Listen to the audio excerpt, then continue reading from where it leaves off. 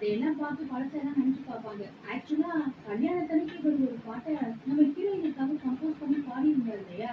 அந்த பாட்டை தான் இவரோட மெயில்ல இருந்து எடுத்து நம்ம இல்லாம ஆனிவர்சரி அன்னைக்கு போட்டிருப்பாங்க. ஸோ ரெண்டுமே ஒரே பாட்டு தான். அதனாலதான் அவரு இதெல்லாம் முடிஞ்சு போன கதை இது இருக்காதுன்னு கொஞ்சம் கோமா அன்னைக்கு இல்லையா இப்ப பேசியிருப்பாரு.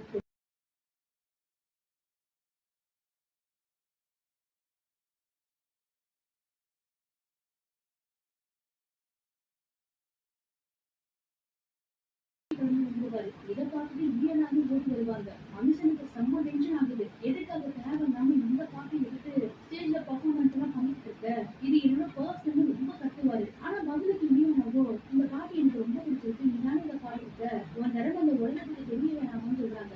ஆனா அவருக்கு ரொம்ப கோபம் வருது. இது எனக்கு சொந்தமானது. என்ன கேட்காம நீ இதை எடுத்து யூஸ் பண்ணது ரொம்ப தப்புன்னு கத்துவாரு. ஆனா இவர் கோபப்படுறத பார்த்துட்டு வெளியான பாவம் அழவே செஞ்சிடறாங்க. அவங்களுக்கு எப்படி ஒரு சமாதானப்படுத்தணும்னே தெரியல. அப்பதான் அவங்க மனசுல இருக்க விஷயத்தை எல்லாம் கொட்டுறாங்க.